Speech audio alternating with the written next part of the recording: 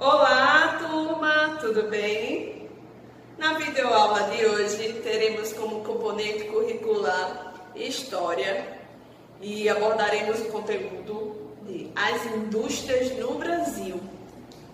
Você estudou o surgimento das fábricas na Inglaterra e algumas das transformações que esse fato nos trouxe. No Brasil não foi diferente. As indústrias chegaram até aqui e também trouxeram mudanças para a população brasileira, que atualmente utiliza muitos produtos industrializados, tanto nacionais quanto internacionais.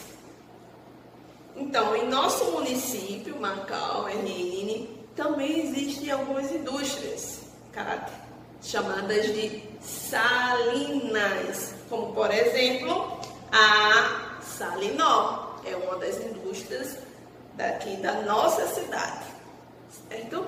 Então veremos aqui um pouco sobre esse processo de transformação, a chegada das indústrias do Brasil, tá certo? Então, para introduzir o nosso conteúdo, veremos um pouco sobre as manufaturas no Brasil. Em 1785, quando o Brasil era colônia de Portugal, a rainha portuguesa, Dona Maria I, assinou alvará que proibia o estabelecimento de fábricas e manufaturas no Brasil, argumentando que com o desenvolvimento de fábricas e manufaturas, os colonos deixavam de cultivar e explorar as riquezas da terra e de fazer prosperar a agricultura. Então, conforme havia prometido aqueles que as receberam. Então, para que a agricultura e a extração de ouro e riquezas não enfraquecesse por falta de braço, a rainha decidiu proibir todo tipo de fábrica e manufatura têxtil no Brasil. Então, com exceção daquelas que produzissem tecidos grosseiros, que servissem para o vestuário dos negros e empacotamento de fazendas e de outros gêneros. Então, caso se desobedecesse esse alvará, o fabricante teria que pagar uma multa para a justiça e a quem houvesse denunciado. Então, com a vinda da família real em 1808, o príncipe regente Dom João VI, ele revogou esse alvará e acabou autorizando a instalação de indústrias no Brasil. O café e a industrialização. No século XIX, as minas de ouro de Minas Gerais se esgotaram. Quando se tornou um império, o Brasil passou a produzir café, tornando-se mais tarde o maior exportador desse fruto. Para que fosse vendido para outros países, o café deveria ser transportado por navios. Por isso, ele era levado do interior de São Paulo até o porto mais próximo, em Santos. A mão de obra do plantio e da colheita do café basicamente era composta de escravos, mais tarde por imigrantes. O transporte ele era feito para o porto de Santos por meio de mulas, o que era desgastante e demorado. A chegada das ferrovias no Brasil trouxe mudanças. As locomotivas a vapor passaram a transportar vagões lotados com café das fazendas até o porto de Santos por meio das linhas ferroviárias, não é isso? Então a locomotiva a vapor, ela ficou conhecida como Maria Fumaça. As indústrias no Brasil no século XX. O desenvolvimento industrial brasileiro se deu lentamente e somente aconteceu após o rompimento de obstáculos e de medidas políticas, como nos governos de Getúlio Vargas e Juscelino Kubitschek, que foram imprescindíveis para que as indústrias se proliferassem no Brasil. Então, nós iremos observar agora um infográfico. Observe o infográfico a seguir sobre o desenvolvimento industrial no Brasil. Com a Primeira Guerra Mundial, entre 1914 e 1918, as fábricas dos Estados Unidos e da Europa ocuparam-se em fabricar armas. Diante da dificuldade da importação de produtos para o Brasil, foi necessária a abertura de algumas fábricas para suprir as necessidades da população brasileira. Então, observe com atenção a vista do Brás, bairro de São Paulo, em 1910, que mostra o início da industrialização brasileira. Em 1930, o Brasil já contava com várias indústrias em seu território, por exemplo, de alimentos e de roupas. Na imagem, veremos soldados alemães na Segunda Guerra Mundial, que influenciou o desenvolvimento de indústrias no Brasil. Uma crise econômica em 1929 e mais tarde a Segunda Guerra Mundial, em 1939 a 1945, colaboraram para o desenvolvimento das indústrias no país. Mais tarde, já na década de 1950, o governo brasileiro incentivou empresários a investirem na abertura de indústrias, por exemplo, indústrias de telecomunicações e de veículos automotores. Vejamos a imagem onde mostra indústrias de automóveis no município de São Bernardo do Campo, no estado de São Paulo, em 1962. No século XXI, em razão do desenvolvimento tecnológico, o Brasil possui indústrias de diversas áreas, incluindo as de tecnologia. Muitas delas utilizam robôs, como mostra a imagem, onde mostra um robô trabalhando na linha de produção de fábrica de máquinas de lavar roupas no município do Rio Claro, no estado de São Paulo. É importante ressaltar as mudanças trazidas pela industrialização em geral.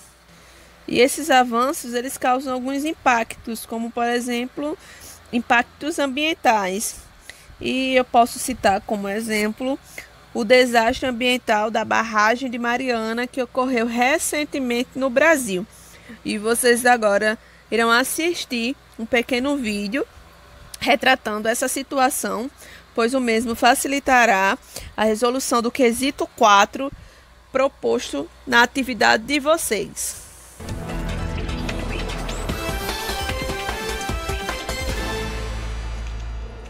Flagrantes inéditos e revelações sobre um dos maiores desastres ambientais do Brasil. O rompimento de barragens que destruiu uma pequena cidade em Minas Gerais. Até agora, 4 corpos foram encontrados na região. Ainda há pelo menos 28 pessoas desaparecidas e dezenas de cidades sofrem as consequências porque o rio de lama segue em direção ao mar. Essa é a nossa reportagem da semana. Uma região devastada por uma enxurrada de lama. Imagens difíceis de esquecer. O registro de quem foi pego de surpresa pela avalanche de resíduos. Volta. E viu de perto tudo ser arrastado em questão de segundos. Barragem da Samarco acabou de estourar, igualzinho o tsunami, ó.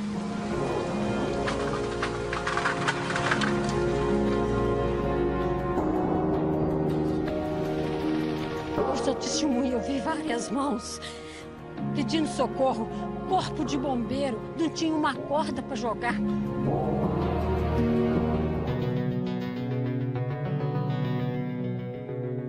Quinta-feira, 5 de novembro, o dia em que o distrito de Bento Rodrigues, no município de Mariana, em Minas Gerais, foi praticamente varrido do mapa. 2 barragens de rejeitos da mineradora Samarco se romperam e a lama, que se acumulava numa área de 10 campos de futebol, desceu em direção a Bento Rodrigues. Bento Rodrigues passou a ser um povoado fantasma, sem ninguém. A gente pode perceber que todas as casas estão vazias. No momento do acidente, por volta de 4 da tarde de quinta-feira, a água chegou a aproximadamente 20 metros de altura, saiu destruindo árvores, vegetação, mata ciliar, engolindo os rios e córregos da região. Os moradores fugiram às pressas para a parte mais alta de Bento Rodrigues, a única que não foi inundada. Passaram a noite ilhados, em meio à lama, sem água e comida, à espera de socorro. Somente na manhã seguinte, máquinas abriram uma estrada para a retirada dos sobreviventes. Eliene era diretora da única escola do distrito. No momento do desastre, 48 alunos estavam em aula. Ela conta que em menos de meia hora, tudo foi tomado pela lama. A gente estava trabalhando normalmente.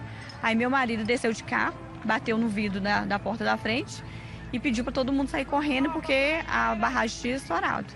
Aí eu voltei e a gente saiu resgatando todo mundo da sala. Camille, de 9 anos, era uma das alunas da escola. Eliene chegou e falou com nós que era para todo mundo correr, que a barragem tinha estourado. Eu senti medo, senti tristeza. A única coisa que a gente conseguiu pegar foi o chinelo e a mochila. Saiu todo mundo correndo. É uma bênção de Deus. O pai de Thaís estava fora da cidade. Quando voltou, se assustou com o cenário. Pensou que a família inteira tivesse morrido. No momento eu estava em Fonseca, aí eu arrumei um carro lá, vim correndo para cá. Só que quando eu cheguei cá, já estava tudo alagado, não sabia nada. O que aconteceu em Bento Rodrigues já é considerado o maior desastre ambiental da história de Minas Gerais, um dos maiores do país. Nós estamos sobrevoando agora as duas barreiras que se romperam. Daqui do alto, parece um solo lunar, tamanha a destruição. Segundo geólogos consultados pelo Domingo Espetacular, as barragens de Mariana ficam na região do quadrilátero ferrífero, onde se concentra a maior camada de minério de ferro do país. Durante a extração do minério de ferro, as mineradoras usam água para facilitar a separação de rocha e minério. Essa água, misturada com resíduos de areia e ferro, recebe o nome de rejeito e por isso não pode ser devolvida à natureza. Ela é armazenada em barragens, como as que romperam. É o jeito de guardar de volta da natureza o que você tirou. É comum e a maioria das empresas de mineração tem barragens de rejeito. Num processo conhecido como decantação, areia, argila, pedras e resíduos de minério de ferro, por serem mais pesados, se alojam no fundo da barragem. A água, mais leve, fica na parte de cima.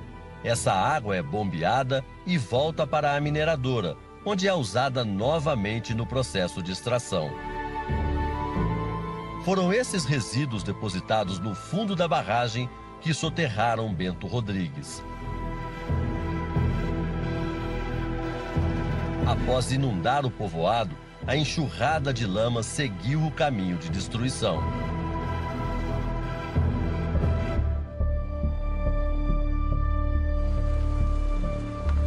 A chegada do rio de lama foi registrada por um morador da zona rural de Camargos, um povoado que fica a 9 quilômetros de Bento Rodrigues. Barragem da Samarco acabou de estourar, está invadindo a roça aqui em Camargos, a roça de Adriana. Assustado, ele correu para uma parte e gravou tudo com o celular. Igualzinho o tsunami, ó. Lentamente, o rio de lama engole o que encontra pela frente. Animais fogem. Um cachorro aparece correndo da enxurrada que toma conta de tudo. A lama avança primeiro sobre as casas. É possível ouvir o barulho da destruição. Em poucos segundos, a construção é engolida e arrastada junto com troncos de árvores.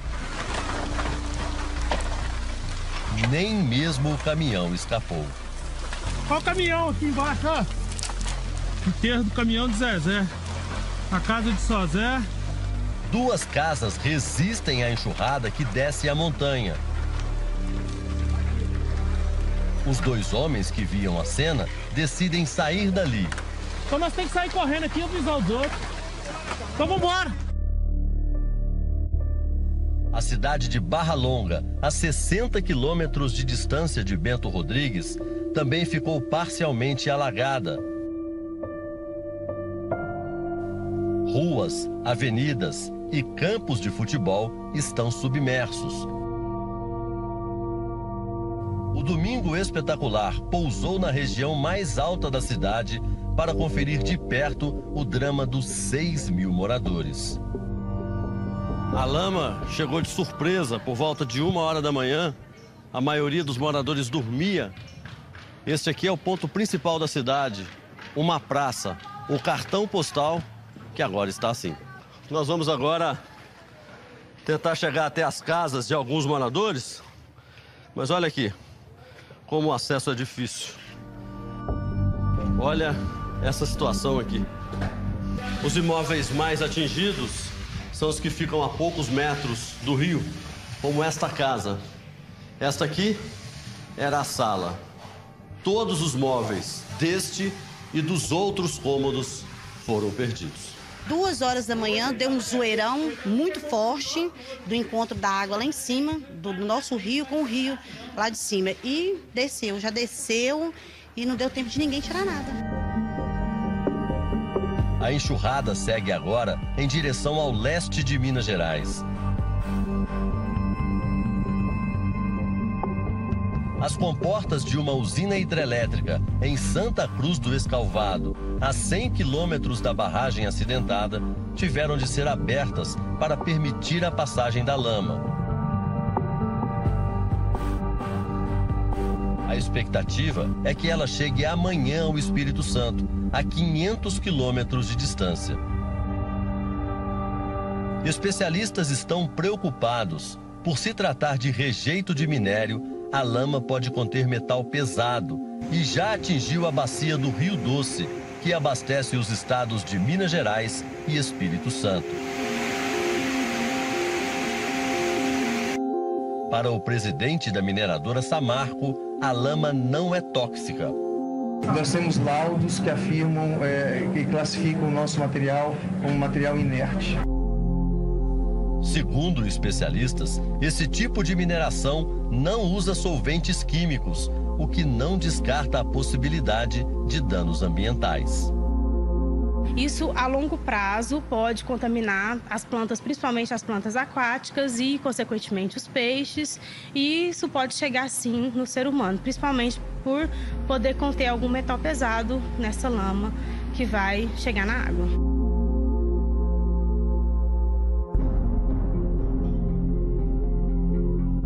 A lama dificulta o acesso às áreas mais atingidas. No sábado, chegamos no ponto limite permitido pelos bombeiros. As estradas de acesso a Bento Rodrigues foram tomadas pelo barro. O único caminho agora é esse aqui e mesmo assim está restrito às equipes de resgate. Apesar do calor, o barro continua muito mole. Por isso, por uma questão de segurança, nós só podemos chegar até aqui, a mais ou menos 600 metros de distância do distrito.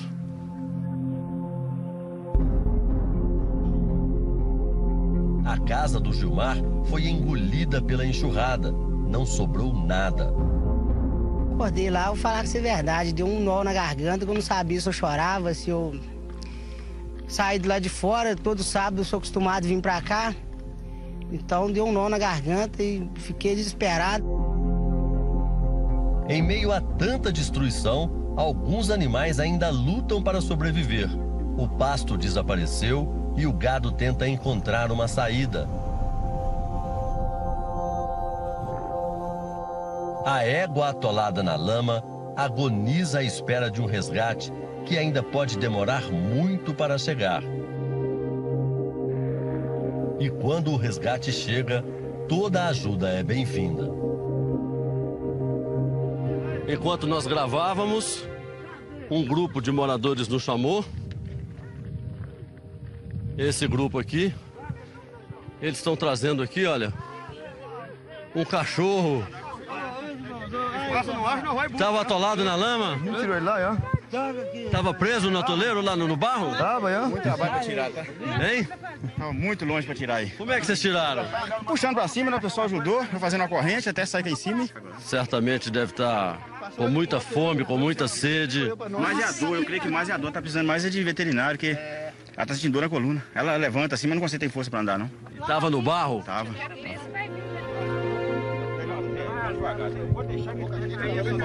Depois de um salvamento como esse, fica a pergunta: será que ainda existe vida no meio de tanto barro? Pessoas, animais, à espera de um resgate?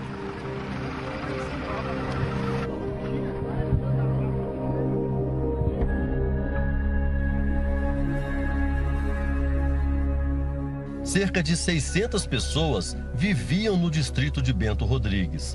Das 200 casas, apenas 22 ficaram em pé.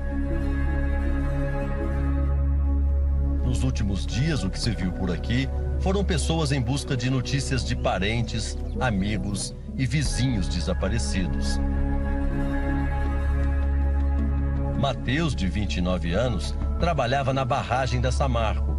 A última vez que ele falou com a irmã foi 1 hora antes do acidente.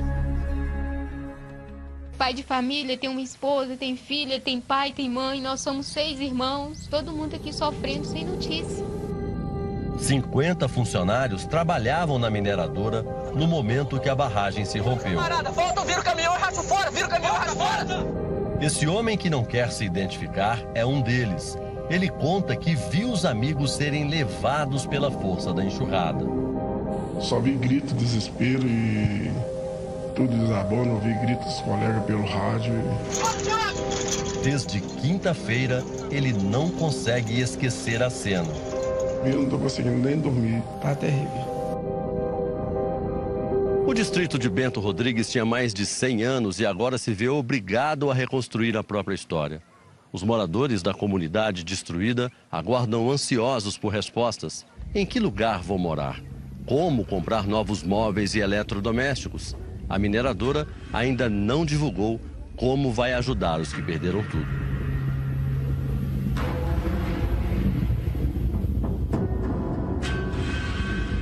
Pouco antes do acidente, 11 tremores de terra foram registrados na região.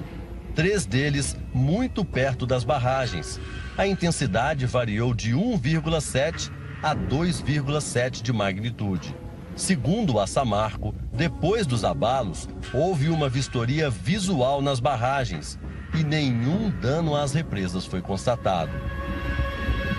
Este professor do Observatório Sismológico da Universidade de Brasília considera os tremores fracos para serem apontados como a única causa do rompimento. Um dos pontos mais importantes é saber como é que foi feita essa barragem, como é que está essa barragem de rejeito, se ela suportaria tal magnitude ou não. A barragem do Fundão, a primeira a romper, entrou em operação em 2008. Comportava 60 milhões de metros cúbicos de rejeito. Na hora do acidente, estava com pouco mais de 90% do volume total. A de Santarém operava com 100% da capacidade. Juntas, as duas despejaram o equivalente a 25 mil piscinas olímpicas cheias de lama. A Samarco informou que em julho uma fiscalização classificou as represas como estáveis. Mesmo assim, houve a necessidade de fazer reparos na barragem do Fundão. No momento em que rompeu, ela passava por uma obra de ampliação. Esse não foi o primeiro relato de problemas na barragem do Fundão. 2 anos atrás, quando a mineradora pediu a renovação da licença da barragem, um laudo técnico encomendado pelo Ministério Público de Minas Gerais apontou problemas na represa. O documento faz várias recomendações à Samarco, entre elas a apresentação de um plano de contingência em caso de riscos ou acidentes e uma análise de ruptura. Na época, foi constatado que áreas próximas à barragem poderiam sofrer desestabilização e processos erosivos. Os moradores de Bento Rodrigues não receberam aviso sonoro informando que a barragem havia rompido. não havia sirenes de alerta. Não avisaram, não. Foi em cima da hora, assim, do nada, aconteceu tudo. Todo mundo saiu correndo desesperado, não avisaram ninguém. Somente ontem, uma sirene foi instalada em uma terceira barreira. O rompimento das barragens de Mariana não foi o primeiro acidente desse tipo em Minas Gerais. A 67 quilômetros dali, em Itabirito, também região central do estado, 2 rupturas de barreiras, uma em 1986 e outra em 2014, deixaram ao todo 10 mortos e um rastro de muita destruição. Cenas dramáticas vividas agora pela população de Bento Rodrigues e outros distritos de Mariana.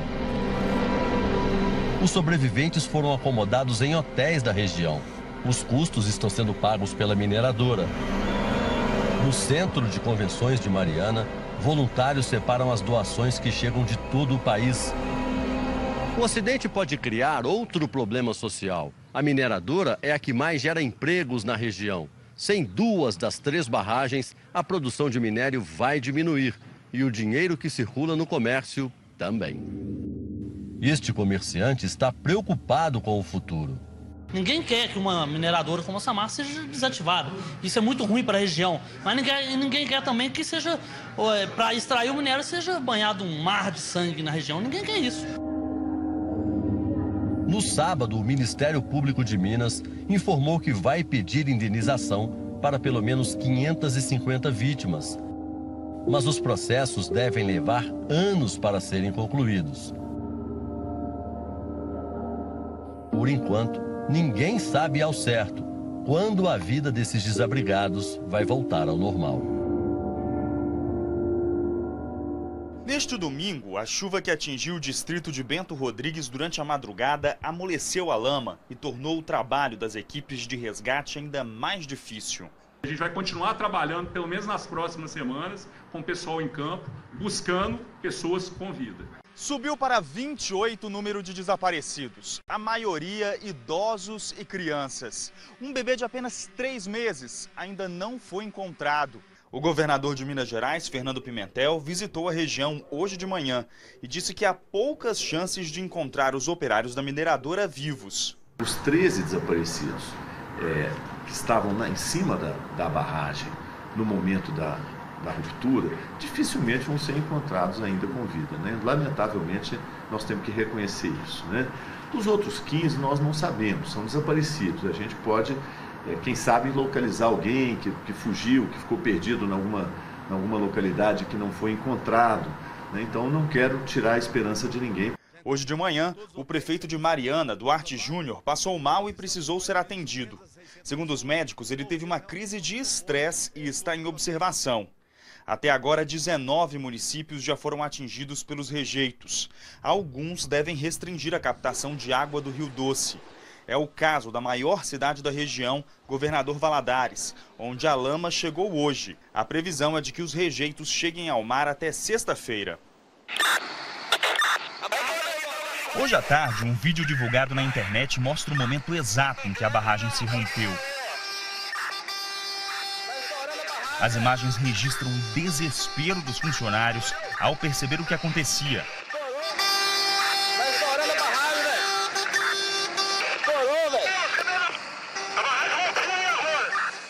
O rio de lama desce sem controle e levanta uma forte camada de poeira.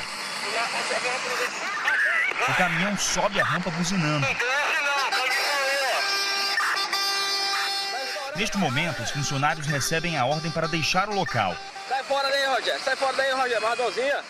Assustado, um dos funcionários fala dos companheiros que acabaram de ser arrastados pela enxurrada. Matou os caras, velho. Matou todo mundo, velho.